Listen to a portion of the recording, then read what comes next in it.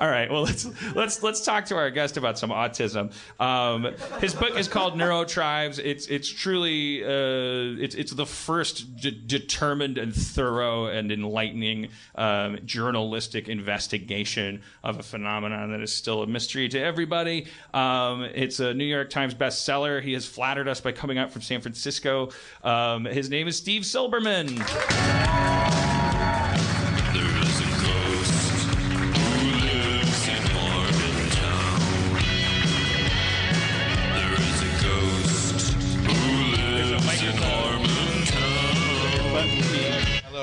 Hello. Hello. Hi, nice to be here. Good. Nice to be. Are you going to sit down? He's settling in. All right. Is that better? Is that better? I'm sorry that was off-putting. No. It's fine. There are no rules here except the ones you make. And I'm strangely adamant about them. Right. Now I feel like I have to say you don't have to sit down. Steve, what you don't know is Dan, when a guest comes out, he takes the opportunity to sit down himself, and he doesn't want to be robbed of that repose. That's great. Right. Well, I guess I was kind of scared or delighted that you were going to launch into like just 10 minutes about airline food or something, because you were just standing there with the mic, and I was like, he's gonna do stand up. High chairs slightly scare me. Yeah. Yeah. One wonders if I'm going to teeter off or something. I wish we could. That's a good segue into our talk about autism, which because the big theme in the book is the realization, which is ironically realized long after Hans Asperger said it originally. His feelings on the subject lost to the ages until recently. That this is, it's less about diagnosis and treatment than it is about realizing that there's different kinds of brains, and there's a lot of ways we can make the environment compatible to anybody that we happen to run across. That's true. Basically, in 1930s Vienna, he started seeing these kids in his clinic who were interestingly mischievous. They would steal a bunch of shit to build up their chemistry sets. They would get kicked out of schools because they didn't take the teachers seriously. It was sort of a clinic of last resort. One kid was, because there's a typical thing especially with mildly autistic people, is obsession with particular areas, and one kid was obsessed with poison and was there because he had stolen cyanide from his school. Yeah, exactly. There were red flags. Exactly. And some of the kids ended up there like through the court system and stuff. And the thing about this clinic was that it was an amazingly progressive place, because it was like half clinic, half school. Like kids wouldn't just kids wouldn't just get brought there for a diagnosis or whatever. The people who worked in the clinic actually lived with the kids and observed them, like tying their shoes in the morning if they could or couldn't. And that's how they learned to recognize autism. And Asperger and his colleagues believed that autism and autistic traits were very common. And in fact, that people with autistic traits had been accelerating the evolution of science, technology, and culture for millennia, and were already familiar to all of us through the sort of pop culture archetypes of the absent-minded professor. Right. Doctor Who. Right. Well, that wasn't invented yet, but autistic people would soon make sure that it was. Is that a character? But I mean, before the word Asperger's, which, by the way, it should be noted, Asperger did not. He didn't discover Asperger syndrome. No, he discovered what we now call the autism spectrum. And was saying in the beginning, this is a spectrum, and this is and it was later, what was it, the 70s, when somebody coined the phrase Asperger syndrome? Yeah, and that was a marketing term, actually, right. Because it was an autism diagnosis that did not contain the word autism. And one of the reasons why it proved to be so popular was that it did not carry the heavy burden of shame and stigma that the word autism carried, because parents had been blamed for autism, not by Asperger, right. One might note. By Leo Kanner. Leo Kanner. The Edison to Asperger's Tesla there you go. In the discovery of autism is a parallel I kept thinking about. What an appropriate parallel. Yeah, because Edison was the more successful one, he was the more neurotypical one, and he was better at issuing press releases, and he was American. And I mean, he had two advantages over Asperger. He was, even though he actually was from Eastern Europe too, he lived in America. He worked at Johns Hopkins Hospital in Baltimore. But even better from the perspective of history, he didn't work for Nazis like Hans Asperger did. Because Hans Asperger's wonderful clinic in the University of Vienna Hospital, well, it happened to be in a country that the Nazis marched into in 1938 to annex for the German fatherland. And so at that point, Asperger's position in his culture became very, very tricky because the Germans, inspired, by the way, by American eugenics scientists, were attempting to basically flush people with hereditary diseases and disorders out of the gene pool in a This is one of the horrific way. craziest things about this book because it's completely unexpected. There's probably whole entire books written about this stuff, but they probably tend towards conspiracy dramas and things like this. But the cold hard facts are that the things that Hitler's reading while he's in jail before he writes Mein Kampf are coming from our side of the Atlantic. Exactly. We were becoming obsessed with eugenics, and unashamed of them because they didn't have the current stigma because there weren't no Hitler yet. Exactly. You describe a conference where it's like the World's Fair of eugenics. Yeah, exactly. And there, by the way, there was a slogan in use at that conference, which was echoed in Orphan Black recently. The self-direction of human evolution, that creepy, leaky guy. That was actually a real slogan from the American eugenics movement. And they had like the ideal paragon of civilization was this white athlete from Harvard. Like they had like statues. Oh, they had composites made of the perfect man, which were based on the 10 handsomest guys from Harvard or something. Exactly. Really, and it was, and there was some of the speeches on the, some of the panels being done there included titles like the Jewish problem. Right, exactly. And it was the Negro problem. And the Negro and all kinds of stuff about Negroes and what are they and what do they want? Why are they hanging around all of a sudden? It was bone chilling and it was completely unexpected because here I am tucking into a book about Temple Grandin, but I'm seeing like this crazy like Alan Moore it feels like an alternate history where there should be Zeppelins in the sky. Well, that was the thing, man. It's like, there have been a million books written about Asperger syndrome or autism or whatever, but they've usually looked at autism through a strictly medical lens.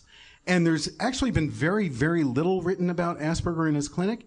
And I thought, like, why hasn't anyone ever pulled the camera back to see, like, the burning Jewish storefronts and, euthanasia going on? Well, that's the irony is that what the history is written by the winners, and the myth that favors us is that here it was the 1920s and ladies loved short hair and sitting on flagpoles. Right. FDR had a plan for the kaleidoscope, and meanwhile in Europe a growing menace. Adolf Hitler invents anti-Semitism and slowly somehow manages to convince half of the planet that it's a great idea, and we sort of, but the absolute ugly truth of it is that, and there is an uplifting aspect to it, an uplifting irony to the fact that we were flirting with it in open air, inviting Jewish physicians to a conference to hear talk about the Jewish problem. They weren't banned from the thing. It was like, let's just be anti-Semitic just because it's fashionable. You can't do anything about it, Dr. Rosen. Do you want to be a doctor or not? Sure, it couldn't hurt. It's like, well, why do you talk like that? That's the title of my next conference. What kind of? Why are you so Jewy? And he's like, fair enough. Shana Tovad. And it's the shadow that we cast by being allowed to talk about it, by publishing books about it, by the triple irony of the euphemism of the word eugenics, which means the good birth. Right. The fact that it took what happened then for everyone to be shamed into a proper historical perspective is it's simultaneously totally cynical, but also kind of like, well, good. That's what you get. Like that's like this is language is thought and thought is deed, and you can't just walk around seething with hatred and be polite about it. that is going to end up being the same as like actual bad physical things happening. Right, and also that at some point the Nazis must have been like, why are the Americans objecting to this? We are just putting their theories into practice. They must have absolutely, like Vonnegut used to muse, like they must have thought for a while, like they could flip a coin, like which side's America going to come in on? Right. Because we were certainly making money from both sides, selling oil and bullets and things, before we got into the war. It was like, so I'm sure there were rooms in Nazi headquarters where they were like, you know what, there's still a good 40% chance when they finally come in. Right. Oh, guys, Pearl Harbor. Fuck. Right. They're not going to be able to spin that one. I guess are we still? Yeah, axis of evil. Why did we do that? What have we gotten? Free sushi. It's bad by the time it gets here. It's 1939. Free sushi. It's a good way to die. Anyways, so but that's a huge weird side note, but you had to do it. You had to reshine like long lost light on that fact because Asperger, that it seems to be one of the big answers to the question, why was this all so complicated and arduous? Why is something that's being discovered way back then still in the 70s being treated with cattle prods? And part of the answer is because Asperger is just like bound to, there's pictures of him and there's swastikas somewhere in the picture. Right. But the story is worthy of a Robert De Niro movie or something. Like, I mean, the guy was a hero. He didn't like no Nazis. Well, he was a complex hero. I mean, we have no idea. He probably had to make some concessions that we don't know about to not have his head chopped off, basically. You don't mention any of those in your book, but I mean, you paint a picture of a guy who, by virtue of his love of these children, is absolutely horrified by the idea, and he's sort of some of the ironic concessions. Dan, could you use the word ironic more tonight? One of the stranger and more poetic concessions that he makes that you're talking about is that he tries to make a case for these kids continuing to get treatment because they'll make good code breakers one day. Yeah, exactly. And if you think about it, with Alan Turing, we use the Aspergian brain to break the German codes, but they were too busy killing the children that carried those genes to make use of those talents. The children that invented as they entered adulthood, if they were time and time again, what we're seeing is like, it's we on one hand we have to eschew the myth. I don't think anyone suffers from this myth anymore. The idea that every single person with autism has some kind of hidden superpower like an X-Man, but it is true time and time again that through environmental understanding, doing the equivalent of a ramp for if someone is bound to a chair, right. Which, but in this case, involves sort of opening your own mind, changing your own time scale. The people that suffer from childhood autism that are raised in that patient of an environment, which is no easy thing in a capitalist world, though they do flourish. They do learn how to communicate in their own time, and to the extent that there is disparity between the way they communicate the thoughts in their heads and mainstream society, they have always been it's not an exaggeration to say that they are progressing our society. Right, and one reason why we didn't know how cool autistic people could be for a couple of decades was that they were put in institutions. Because the guy who took credit for discovering autism, who was not Hans Asperger, but this guy Leo Kanner, said that even the special talents of his kids, like this kid could recognize 18 symphonies before he turned 2.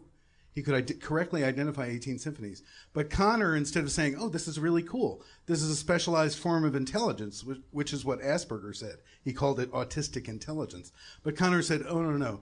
These kids are just unloved. Their parents are refrigerator mothers and overambitious fathers. So the treatment is to remove the child and put them in an institution and have their family pictures taken out of the family albums quietly and never mentioned again. One of the most chilling things is like before the rise of between World War I and World War II, there's a German doctor who sends out a questionnaire. So we're still in a time when if you're born with what we now call autism, you're called feeble-minded.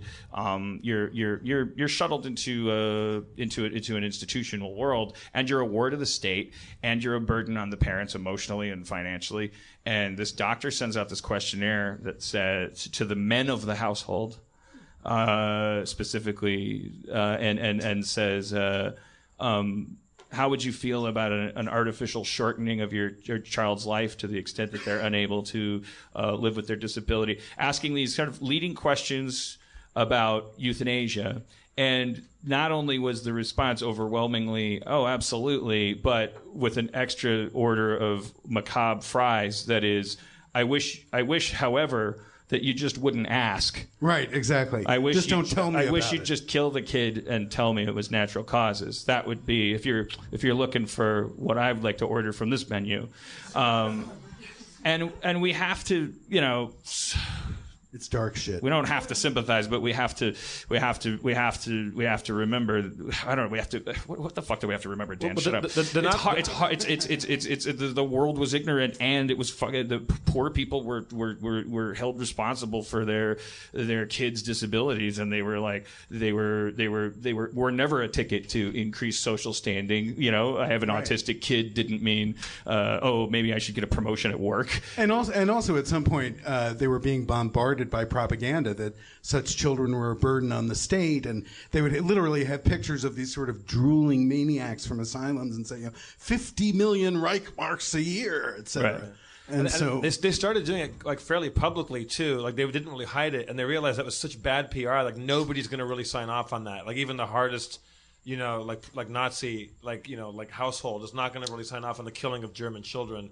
Even if they are mentally disabled or whatever, and so then they just put it way on the secrets. Well, right, and in fact, I mean, something that I talk about in the book is that the Germans really used the killing of disabled children and adults as a practice run for killing the Jews. Right. That's how they figured out how to do, we can put the trains here and move the bodies here. Yeah, because the first one, the gas van, the thing that they would do, where they put a pipe through the exhaust pipe of a van, that was for euthanasia and stuff. Right. They had different techniques. They would slowly feed them less. The specialist diet. Yes, and word got out, even though it was supposed to be a secret project. So, like, old people would say, when the feeble-minded are gone, we will be the next to go. And, children would run away from these buses, even though they weren't supposed to know what they were for. Right. When they liberated, I don't know if it was the Russians or the Americans, when we were closing in on Berlin at the end of the war, and they liberated one of the camps, and they found loads of twins. Oh, wow. Almost all the survivors were these twin children, because they were doing lots of tests on twins and genetics. Wow. About like, can we alter one, not the other? Like we can find a way to fine tune making perfect little Aryan children. Right, and they used the euthanasia program to do the kinds of esoteric medical experiments that would have been impossible in cases where the patient was expected to live, basically. What did you find as you're delving into that darkness? You're reading so many books, letters, you're knee deep in that world. So did you come away with it with an impression about what our obsession with eugenics was? Was it face value a fear that we were going to mongrelize ourselves into extinction, or was it just a completely dishonest, like? Do you know what? Here's the deal. Like while I was writing that chapter, I saw an ad from some startup dude who was basically selling some kind of new genomic scanning technology. And he was talking about things like autism and ADHD and dyslexia as like glitches in the human program. And, we can finally fine tune, our own code so that we can eliminate these glitches. It was sort of like, that's exactly what eugenics came out of. the notion that we can perfect humanity by eliminating difference. But there's and again, I'll use the word irony, but really fittingly, because the neurotypicals that are the villains in this story, if there are any, these neurotypicals. Define that word for me. What does that mean? It's just non-autistic people. Okay. And that's a word invented by autistic people. And so it was sort of a hack, because it was a wonderful word, because instead of always being medicalized by us, that allowed them to medicalize us. Awesome. It was invented on the internet in the late 90s. Really? So they seem to have a capacity for racism, which is not founded on logic. like Who, autistic people? No, the neurotypical. Oh, neurotypicals. Yeah. But isn't that a little strange? I kept waiting to hear stories about Hans Asperger. Yeah, he was surrounded by Nazis and completely incentivized to toe the line, to the point where you're cautiously assuming that if we saw every moment of his life, we probably would cluck our tongues, because we probably would. But the weird thing is that we have this tribe of cognitively variant people who, because of their seclusion, because they tend to propel us societally towards things like ham radio, which is we'll talk about that advent in a second, but how fascinating it is, how it just absolutely is. That autistic people have been trying to make the internet since before there was internet equipment laying around. That is exactly true. That we all love that world. We all love emoticons. We all love Facebook. We all love. But in no uncertain terms, it's not because you've done the research now. So it may have been tacky before reading this book to say, yeah, autistic people they invented the internet. Autistic people invented the computer languages that we use. Autistic people invented that stuff. Maybe that would have been something that. But it's clear from your book. I mean, it really is true. It's a general fact that you can say. That's the thing. Before I wrote this book, I wrote for 15 years for Wired magazine. And so people were constantly saying, like, oh, he's on the spectrum. Oh, Bill Gates, he's on the spectrum. Steve Jobs, on the spectrum. And so I actually went to look to figure out what the history was. Like, what were these people who we would now say would be super geeks on the spectrum? What were they doing before there was an internet? And they were talking to each other through Morse code over ham radio, because there was no facial signals to parse. You could obsess about your favorite technology and really get rewarded for it. You could leave your old bullied, geeky, nerdly identity behind and become like this amazing person on the internet with ham radio, with your call letters. And so it was a strict meritocracy, like programming is. Mm-hmm. So it didn't matter if you were a total dork. Like, if you could do the shit, you were cool. And the ham radio community and also the science fiction fandom community were both organized by the same guy who I write about in the book, named Hugo Gernsback, who almost certainly had Asperger's syndrome. And by the way, I do want to say, I'm not just diagnosing people willy-nilly. Like, if I say in the book that somebody probably had Asperger's syndrome, there's always a higher authority involved, like Oliver Sacks, or in this case, it's Hugo Gernsback's biographer, Gary Westphal, believed he was Aspergian. Anyway, he was a very weird guy, but he had a genius idea, which was to make home electronics available to hobbyists rather than just scientists. In other words, really cool kids. Like, they could order stuff from his mail order catalog, put it together, and become a ham radio operator. And in those catalogs, there's pictures of nerdy kids. Exactly. And now, but he sort of developed this culture that when you look back at the 50s, you're like, oh, the whole Comic-Con, like, everything kind of, like, all of a sudden comes together. It all snaps together. The culture of fandom, the culture of and overlapping with nerdiness, our consumption of pop culture. There's always been a fascination with science fiction associated with people on the spectrum, and it's because of the ability to logically consume it. The fact that you're talking about worlds built from scratch, which can make more sense than the confusing worlds described in Catcher in the Rye, which is a Great Gatsby. It's like, what? I guess he was rich. What am I learning from this book? Right. And where Whereas it's like, Zeep Zandflorp landed in his space pod and stepped out. It's like I can access every aspect of this, and I can, the first fanzines, and in fact the word fandom, the concept of fanaticism, fan groups, and things, it all came out of the ham radio culture, which was connected to this science fiction pulp culture. Yep, exactly. Comic books and catalogs where you could buy chemistry kits, and and it was all started by a guy who clearly wanted to create his own world where and not only that, but his best bud was Nikola Tesla. Right. So Nikola Tesla had the chops to design that future world. Do you have? That's why I wanted you to bring your book up, because that's one of the passages I was hoping you could. There's two passages I don't know if you can willy nilly page them up, but one of them is Tesla talking about the future, describing what the world is going to be like. Do you put Tesla on the spectrum?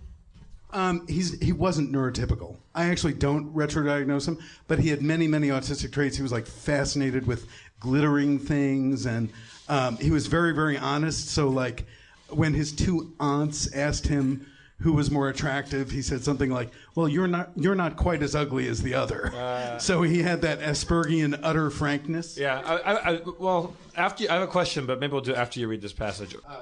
If I can find it, that is. Maybe I can talk about it. Here it is. I got it. Okay. Yeah. Okay. Quote, when wireless, meaning ham radio, when wireless is perfectly applied, the whole Earth will be converted into a huge brain, Tesla told an interviewer in 1926. We shall be able to communicate with one another instantly, irrespective of distance. Not only this, but through television and telephony, we shall see and hear one another as perfectly as though we were face to face, despite intervening distances of thousands of miles. FaceTime. Exactly. And the instruments through which we shall be able to do this will be amazingly simple compared with our present telephone. A man will be able to carry one in his vest pocket. We shall be able to witness and hear events. The inauguration of a president, the playing of a World Series game, the havoc of an earthquake, or the terror of a battle, just as though we were present. Wow. This is 1926, people. I mean, on one hand, it seems like a no-brainer, but yeah, kind of. That's because we're on a podcast. Right. I mean, Tesla again. It's like Tesla and Asperger, both probably not neurotypical, and their rivals, their successful trademarking, dominant guys who popular fringe culture, oxymoron, has it that Edison, there's backward things about our current society that are hard baked into it, because Tesla's more populist, empowering. I don't know. The going back to AC versus DC, and all just Edison's proficiency for trademarking and patenting, and his desire for hegemony, like conquering Tesla's reclusive, fanatical desire for everything to make sense. Right. And one of Asperger's autistic traits was that he was able to resist peer pressure. So, while everybody else around him was thinking in terms of eliminating difference, he said something like, that which is different from the norm is not necessarily inferior. Right. Which was a very un-Nazi-like thing to say. Because there's a skepticism. So that's what I was saying before. My train of thought got remarkably tangentialized. This idea that it's the neurotypical of the world who seem to have a gift for politics, racism, war, seduction, charm, I guess. Yeah, diplomacy, white lies, flattery. Yeah, fashion, hygiene. Yes, exactly. I'm sitting right here, Dan. But the weird thing about it is these are all these are all things that if an autistic kid wants to memorize a map of Los Angeles, my friend Chris McKenna has a couple of autistic loved ones in his family, and describing their one of their obsession with road maps and things, and just every time he meets somebody, he asks them where are they coming from and where are they going, and then that's his conversation, is that instead of small talk, he can tell them about a route to take next time they drive. Can I just jump in and tell a little anecdote?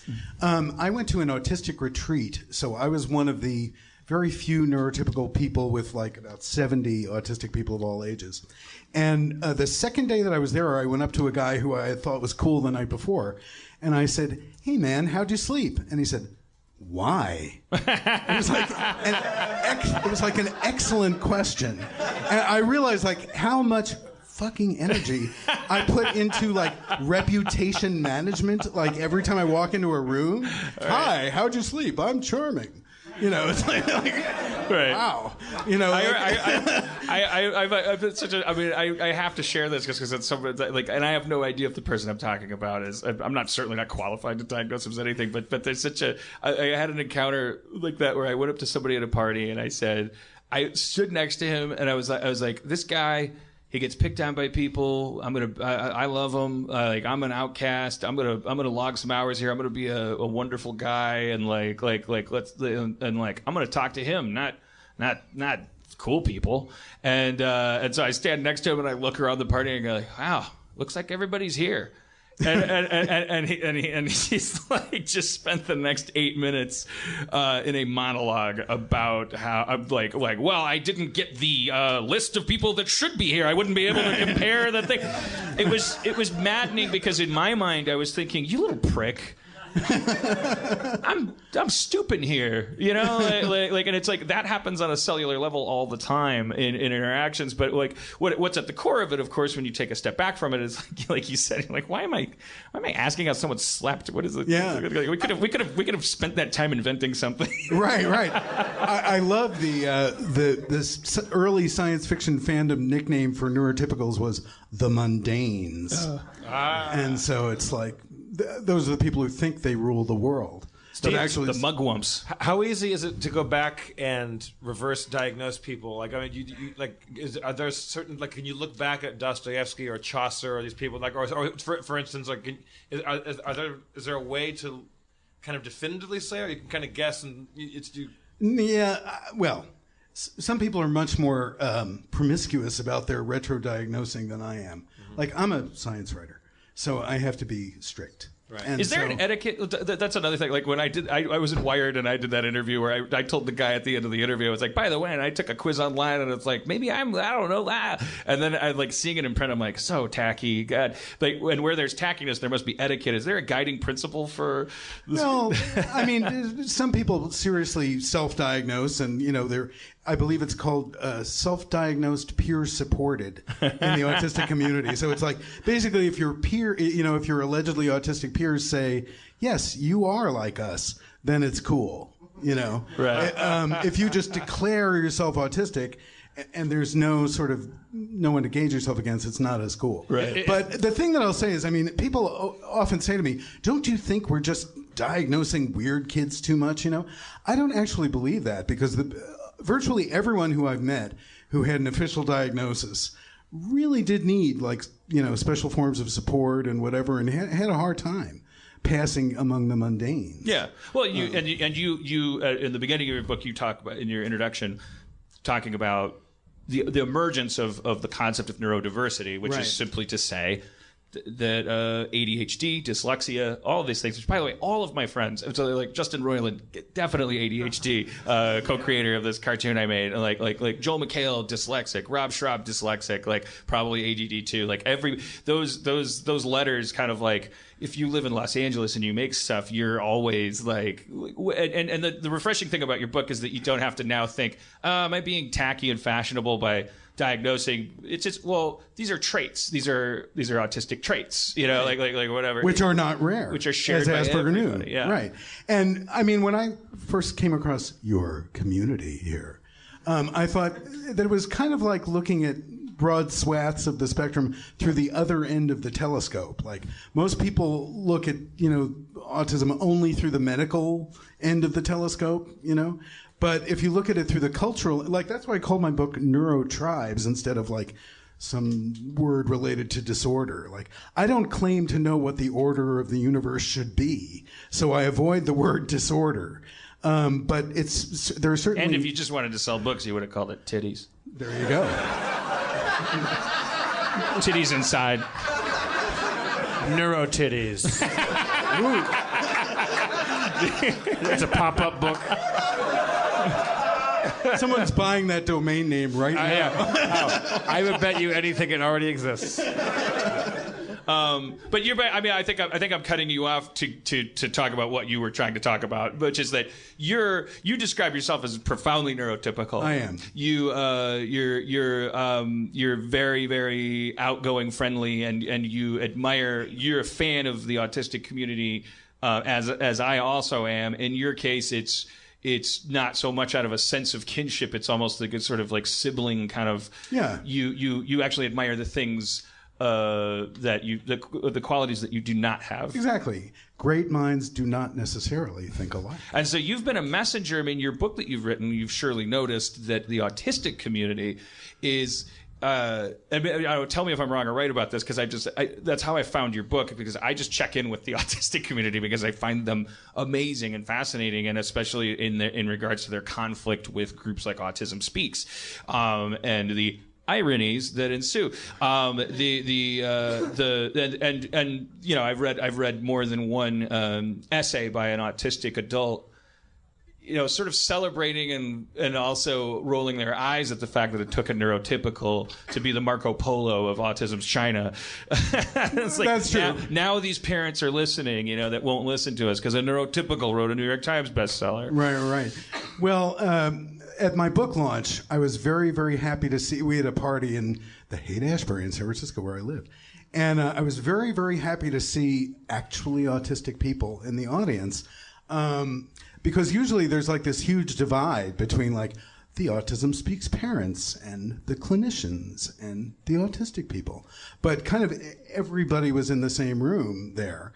And what was really great was at some point in the Q&A afterwards, somebody asked me like, what do you think the virtues of getting a diagnosis in midlife are? And so while I'm thinking about that, I'm thinking like, who the fuck? I'm not supposed to answer that question. We have experts here. So, I asked if there was anybody in the autistic section, sort of, they were sitting together, wanted to answer the question. And this woman stood up and she said, getting a diagnosis in midlife was like finding the Rosetta Stone to myself. I was like, holy fuck. I couldn't have come up with that. Is there a lot of tribal pride among autistics? Well, there is now, but that's after decades of like being brutalized and exterminated, and yeah. Are there groups of like autistic people like playing World of Warcraft in a room right now, going, "This fucking mundane called me up earlier," and like is it fun for them to rib us about being neurotypicals? Sure, yeah, definitely. In forums and not only that, like one of the first things that I figured out by going to that autistic retreat was that most of the clinical stereotypes about autistic people were completely wrong. Like there's this belief that autistic people like lack a sense of irony, don't get satire, and they don't really have a sense of humor. And so this one autistic guy who had just been appointed to the National Council on Disability, Ari Ne'eman of the Autistic Self-Advocacy Network, was introduced to the group. And so they were doing flapause, which is this. It's like turning this stigmatized behavior into a symbol of celebration. And so from the back, this girl said... Yeah, it was nice because it also doesn't create this startling burst of sound that freaks them out, So from the back of the room, this young woman said, "We love you, Ari, if we were capable of feeling such an emotion." The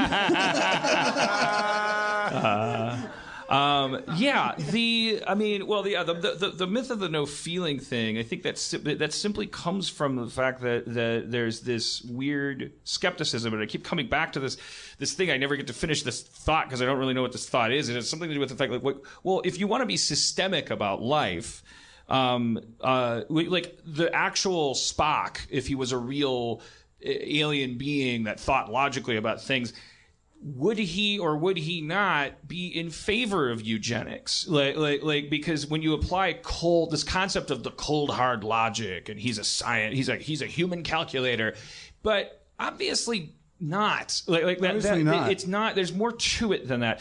There's one other passage that, if you can find it, it would be earlier in your book. It's about that guy, the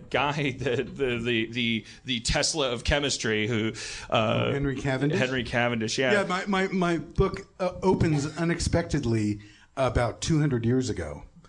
Because that allowed me to describe a very autistic person before there were these layers of clinical cliches. Yeah. So I have the reactions of the other people around him who had no idea what to make of his fascinating peculiarities or whatever. And he was a guy who took the same walk at the same time every night, wore the same clothes every day. When they would wear out, he would tell his tailor to make an identical outfit. He ate the same dish at every meal, leg of mutton. There was a chambermaid who surprised him on the steps with a broom, and so he ordered a new set of steps so that it wouldn't never happen again. That's not the same cold hard logic that goes into genocide, right? Or there's no laziness there, right? There's he practically invented science. Like he measured the density of the Earth in a shack in his backyard. He figured out how to do it with pendulums. And it was like the best estimate of the density of the Earth for 100 years or whatever. And he didn't just do science, he invented fields of science. And yet he was completely immobilized practically at parties. Like he would just stand off to the side, listening, looking away. And that was something that Asperger picked up on. Like, Connor was like, they fail to make eye contact, But Asperger was like, no, actually, they're learning really a lot about the world. They're just not looking at you. Right. Because looking at you is actually overloading their senses. And there was a colleague who described him. Do you remember the light metaphor? The white light? Oh, a cold light which warms nothing. Yeah. Yes. You don't suppose you could find that? I'll just use you as a Google engine. Have you been traveling all over the country, world, doing readings and selling this? Well, this just came out like 2.5 weeks ago, so it hopped on the bestseller list. So that's good. Congratulations!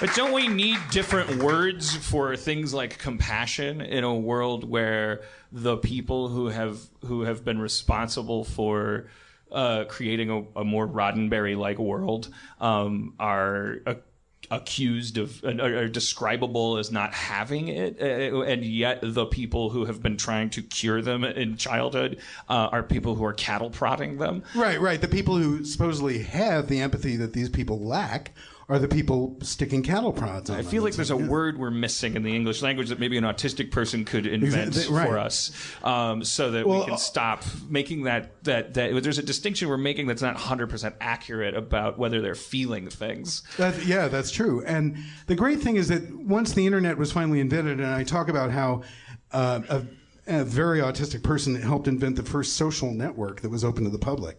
Actually, this guy, Lee Felsenstein. But anyway, the internet gave a place to autistic people where they could talk to each other rather than just talking to clinicians. So instead of being isolated patients brought there by their parents, they could just talk to each other. And one of the first things they figured out was that autism persists into adulthood. Like, believe it or not, this is one of the things that most people forget.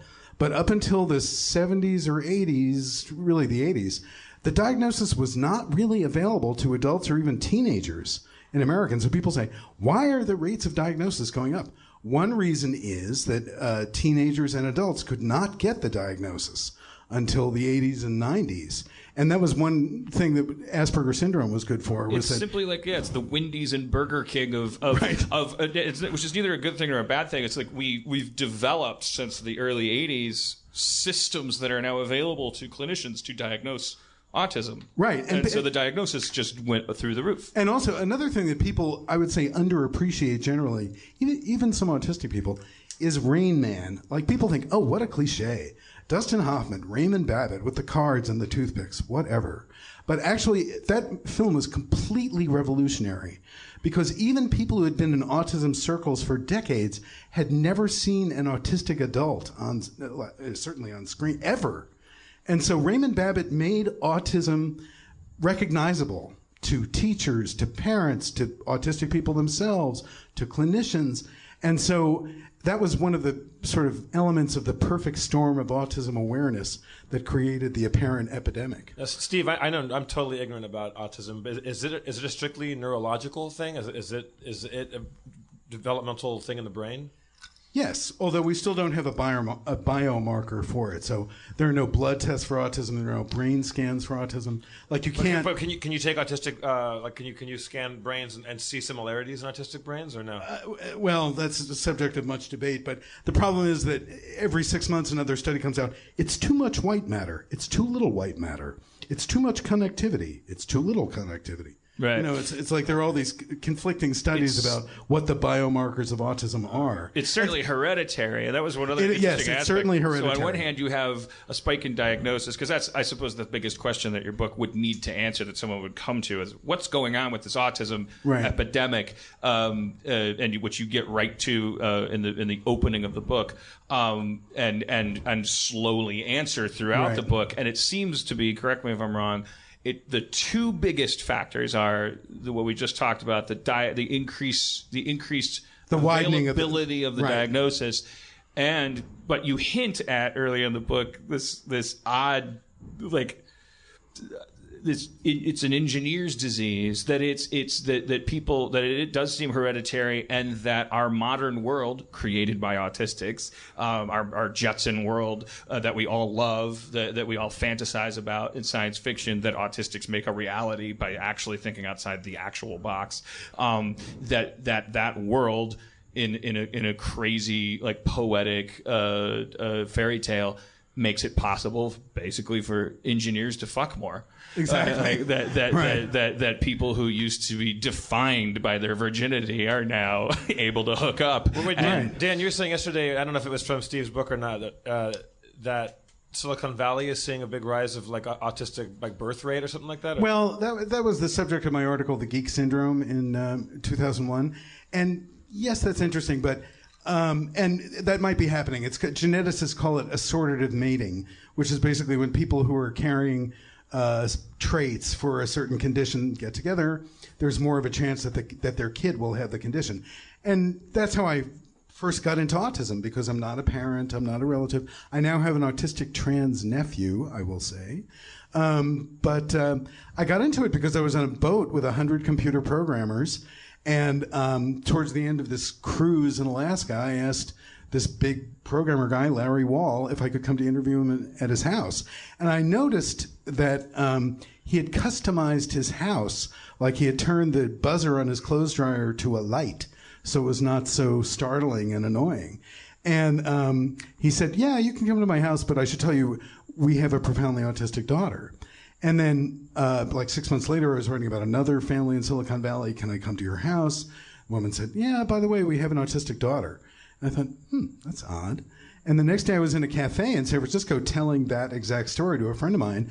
And this woman at the next table said, oh my God, do you realize what's going on? There's an epidemic of autism in Silicon Valley. And so, like, the hairs on the back of my neck went up, and that turned out to be like a doorway through which I stepped into the next, 15 years of my life. And this book is an attempt to get right what I sort of bunted on in The Geek Syndrome. Because, yes, assortative mating is fascinating. All these Dungeons and Dragons people getting together by talking through screens. Finding their way through dungeons. Right, exactly. With increasing efficiency. Right. It used to be a map on a graph paper. Now you can, like, use a computer to get through that dungeon. Right. And so that's interesting. But why are autism rates also going up in rural Alaska, for instance? Might be Dungeons and Dragons there too. But anyway, so this was my effort to get right what I had sort of wimped out on in Geek Syndrome. Yeah. And it took me 5 years. It could be it gets into a whole area of, like, what is the nature of evolution? Why does a sable fox, why does its fur get non-valuable within one, what is everything operating on a pure Darwinian mutation engine, or do we store, is there feedback going into DNA? Are we therefore expressing our own evolution through increased incidence of a disease, quote unquote disease, more compatible with an emerging world, and also more causal of it. Right. That was very well said, I must say. Increased skepticism of pig-headed politicians, increased desire to think laterally, increased need to create a world that is not an assault on the senses. Is our species surviving the same as those goddamn giraffes with their long necks? One of my favorite moments in the book and in autism history is when Asperger asks a kid in his clinic if he's religious, and he says, "I don't like to say I'm not religious. I just don't have any proof of God." And I feel like he was like, a lot of people are like that now. Right. Do you foresee a showdown between the mundanes and the autism community? Do you see a great apocalypse coming down the road? There's a continuous showdown. We all have to fight the good fight. As foretold in Quadrophenia, is that exactly. We are the mods. Would you mind? I just think that, like it might be that beautiful. Oh, that beautiful. It's a colleague describing this. If I can find it. Your 200-year-old retro diagnosis of this guy who time and time again. I mean, he discovered argon. Before the guy that's credited with discovering argon. This is Cavendish. And it was one of the most just eloquent ways of describing what the guy didn't know he was describing an autistic person. It just came from a colleague, and I thought it was so interesting, the distinction between different kinds of light. The most probing glimpse into the soul of this elusive genius, Henry Cavendish, was provided by the chemist George Wilson, who wrote the first full-length biography of Cavendish in 1851, etc. He painted Cavendish's emotional life as a series of negations. He did not love. He did not hate. He did not hope. He did not fear. His brain seems to have been but a calculating engine. He was not a poet, a priest, or a prophet, but only a cold, clear intelligence, raying down pure white light, which brightened everything on which it fell, but warmed nothing. Wow. I like it. And it's 9/11. Another cold light that warmed nothing.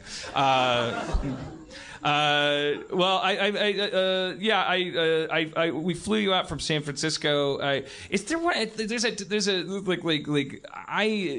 do you? Because you describe yourself as the prototypical neurotypical. You were. Except I'm secretly shy. Don't forget that part. Right, but and then you talked about. You said you were married to a fella that is very autistic traits. Well, he has more autistic traits than I do. And I thought in my head as a hammy, tacky host, I was thinking like, is there a way to weave these things? If you're because I was like, as a gay journalist. Oh my God. Yeah. Is there a? Did you ever find yourself looking through that lens as your? Well, this is a civil rights movement that happening among autistic people. Here's the thing. Well, yes, certainly.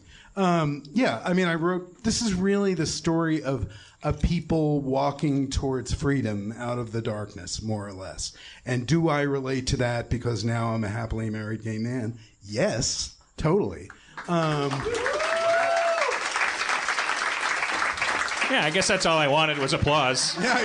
I got it. Wait, I'm sorry, Steve. You're saying that your husband is autistic? No. Oh, God. Sorry, Keith. You said you both have a certain amount of autistic traits. And he has more than I do. So a neurotypical in person, the best sense. A neurotypical person like you or I could have any number of autistic traits. Yes. For instance, autistic traits are common. Like a love of Batman. If there's anyone in this room who thinks they might have autistic traits. Give me a for instance of yours. Like what's one of your autistic traits? Trait of mine. In social situations, I feel like I'm running out of energy and I really need to get someplace where I'm by myself and not so worn out by constant attention. All right. So that's one. Obsessive focus. Like once I figured out that this same guy had worked for both Connor and Asperger, thus answering one of the huge mysteries of autism history, I was fucking obsessed. Like I remember this moment when I really wanted to be able to see a room in Vienna in 1938. So I literally plowed through Google Images until I found a picture of that room with the portrait of Hitler behind the podium. And it was like, yes, I am God. I can see into a room in 1938. How would you describe when you're researching? Yeah, that's a question I have as a dropout journalism major, and because I sometimes find I tried to find out how coconuts work the other day, and I was astounded that there was no information about it online. Not the specific kind I needed. There was so much of one kind. As a person who what is is now the mechanism in the coconut that confuses you the most? Yeah, did you? So you didn't get to the bottom of that. I didn't understand. I couldn't look. I was looking at a coconut. I had ordered a coconut filled with ice cream from my local vegan store because I'm healthy, and I was eating out of the coconut ice cream, and I was like, this thing is fucking amazing. It's so good. And I started looking up coconuts, and it was like, yeah, like you can make oil and all this shit. Like it was like, but the thing that kept plaguing me was like, why would trees, like an apple is designed to make a chimp want to eat it, or a raccoon or something, so it poops out the seeds somewhere other than where the tree is. So I kept thinking, like, why would you play this hard to get as a tree? The answer is obvious to anyone who there's probably like 30 people tweeted me in 10 seconds, but not until after. I was amazed that I could Google it and within an hour not have found the very, very simple, obvious answer that probably people who grow up in Hawaii know immediately or whatever. It's like, they're designed to float. They've bypassed mammalian technology there and probably predated it. A coconut is a little waterproof submarine, a boat, with a little bit of potable water in it and a bunch of sperm and a bunch of coconut egg. It's designed to float to another island and grow to. It's fucking brilliant. I once had a question like that for Oliver Sacks, who is the recently deceased, unfortunately, neurologist who actually wrote the foreword to my book and was a very good friend of mine and a wonderful guy. He wrote books like The Man Who Mistook His Wife for a Hat. Anyway, we were once in a health food store or whatever, and I picked up this bunch of sage leaves that were very furry. And I knew that Oliver was not only a neurologist, but a botanist, kind of. And so I said to him, I wonder why sage has such furry leaves. And he looked at me and he said, because they like it.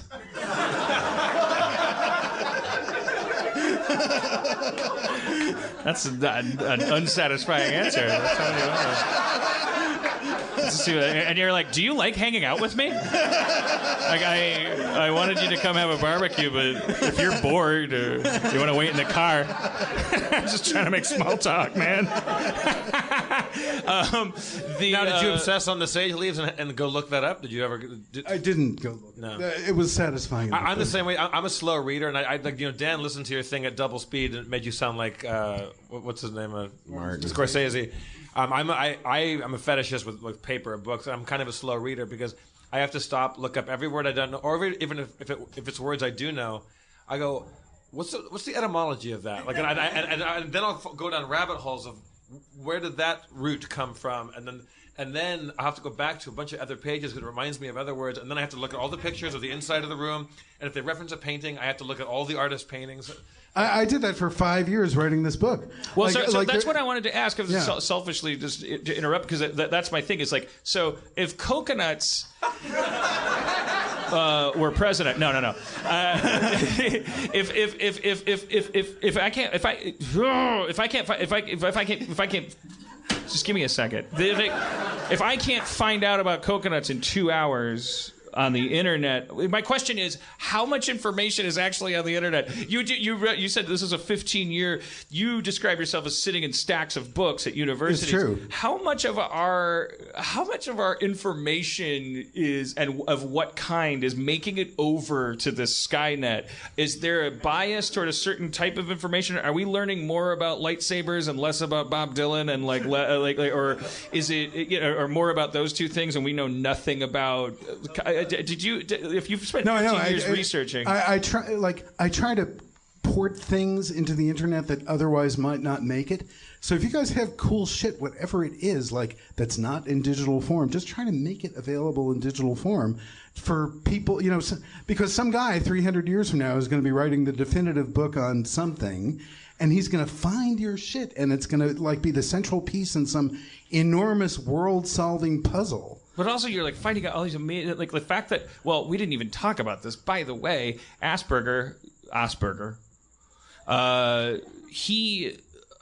Connor, to round out his role as villain, very clearly, like, if you type those names into the internet, you will see that they simultaneously started diagnosing autistics at the same time. You actually Woodward and Bernstein to this shit. Right, I Woodward, right. I figure that's the thing. Since forever, as they say, since forever, people have said that Asperger and Connor discovered autism virtually simultaneously. An amazing synchronicity, one of the great medical synchronicities of the 20th century, which I even say in the Geek Syndrome. Anyway, it turns out that Asperger had this chief diagnostician named George Frankl, and he had a Jewish problem with the Nazis. He was Jewish. And so George Frankl was rescued from Vienna in 1938 by this guy in Baltimore named Leo Connor. Oh! So the same guy. Like for autism heads, like that's huge. Like it's a huge scoop. But here's the crazy thing. So I'm reading the book and going, man, this Connor guy, what a villain. And then but he was heroic because he saved Jewish scientists and clinicians from the Holocaust. So basically everybody in my book is really complicated. And if he buried his connection, his inspiration, right? He really buried. He may have done it because Asperger was associated may have with been Nazis. associating with Nazis. It may have been for an altruistic reason. Right. It may have been. So, yeah, here's the deal. So Connor, in 1943, becomes the world's leading authority on autism. Somehow, for the next several decades, he never mentions Asperger's work, even though Asperger's chief diagnostician and a woman named Annie Weiss, also from Asperger's clinic, were with Connor when he, quote-unquote, discovered autism. Like, no one knew this before my book was written. And so, basically, Connor never mentions Asperger's paper. So people say, well, he just didn't read it. It was written in German, Connor's native language. Well, he somehow overlooked it because it was in this obscure German medical journal, one that Connor cited numerous times in his work. And so the one time that Connor mentions Asperger's name in public is in this very dismissive book review written in the 1970s. And he says, oh, yes, Asperger. What that man discovered was, at best, a 42nd cousin of my syndrome. Whoa. And has already received serious attention from investigators, which was total bullshit. It hadn't even been translated into English yet. Is that just male douchebag ego stuff? Well, no. I mean, is it male douchebag ego, or is it that Connor suspected that Asperger was a Nazi? Yeah, or, is it a Schindler-like like subversion? Believe me, that was like the big. If I could like summon people with a time machine and say like, why did you do this shit? Because the problem with burying Asperger in history was that it buried the concept of the spectrum. So Connor defined autism very narrowly. And whereas Asperger had seen it as this lifelong condition, ranging from people who couldn't talk at all to chatty astronomy professors, right, etc. All in the upper tiers of society, and as an indirect, if not direct result of that. Sorry, why am I cutting you off to tell you about autism? Keep talking. Don't worry about it. So basically, Connor buried autism, and someone had to find it again because this cognitive psychiatrist in London named Lorna Wing figured out that Connor was wrong by basically walking through a suburb of London called Camberwell looking for autistic kids. And oh my God, did she ever find them? Many more than Connor's narrow model would have predicted. So she was like, who are all these kids, these weird kids who would like play their favorite phonograph record 50 times over, or, couldn't read social signals, or, one teenager had 3 wristwatches because he kept them to various time zones. And guess what? In 1978, if you're one of those kids and you're born black, you're, because of that legacy of specialization of diagnosis, you would get mental retardation. You don't come down that pachinko machine with you're not the kid in the hoodie in the independent movie who's hitting himself in the head. You're just retarded because you're poor. Yeah. And that's like that made me want to people, and the anti-vaccine people, I don't want to stereotype them either, but, they say stuff like, Jenny McCarthy once said, there were no autistic adults in the past. It's all now. Well, that would be news to my many middle-aged autistic friends, I have to say. But it would also be news to the 2 generations of autistic people who ended up in institutions. So for 30 years, between the 40s and the 70s, Asperger's findings were all they were in a journal. They were just buried away. Yeah, they were right, and there were like 5 guys in Eastern Europe who like knew about his work, or, and then 10 guys. So that was unearthed how? That was unearthed how because Lorna Wing did one of the first basic prevalence studies of autism in the general population. In other words, unlike Connor, she didn't wait for autistic kids to come to her office. She and a colleague named Judith Gould went out and pounded the pavement and like dug through medical records and special schools and all this to look for autistic kids. And she saw so many of them. She was like, what the fuck? Like, what is going on? Like, why didn't anyone notice these kids before? And so then she stumbles over a reference to Asperger's paper. And it was actually in a journal that Connor edited, and it was a paper designed to make Asperger's work look like a separate thing anyway. But she's like, what is this paper? Who is this Asperger? She didn't speak German. Her husband did. He translated it for her. She reads it, and it's like, this is it. This is the autistic continuum. That's what she called it at first. But she eventually thought continuum was like maybe too science fiction-y a word or something, too dry. So well, it suggests that there's no distinction. Right. Spectrum suggests a rainbow. Right. And plus it was like a nice natural image, So, basically the concept of the autism spectrum came from Lorna Wing rediscovering Asperger's work after it had been buried by Connor for many, many decades. Is there before we let you go, we've milked you dry. Like I really appreciate this. Has been amazing, an amazing interview, which I'll credit myself. Absolutely, I've really done a good job interviewing you. I did a good job booking you.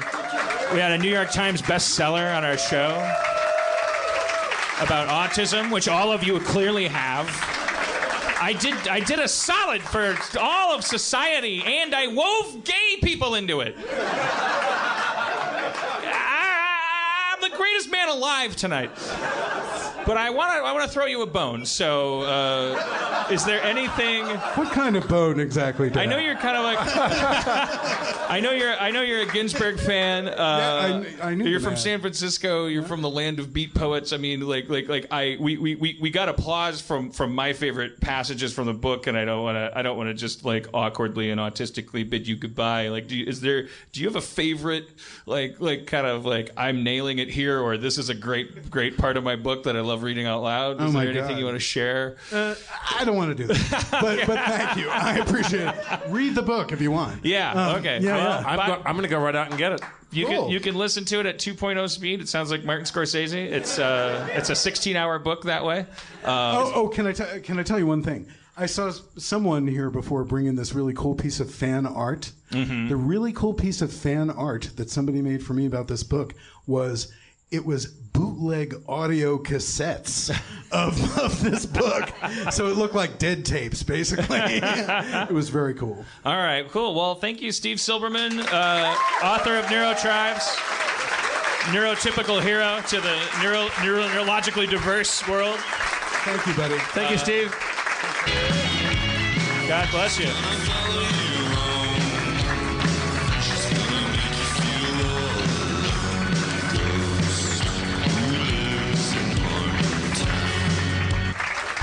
It's called The Legacy of Autism, the NeuroTribes, The Legacy of Autism and the Future of Neuroadversity by Steve Silberman with a B.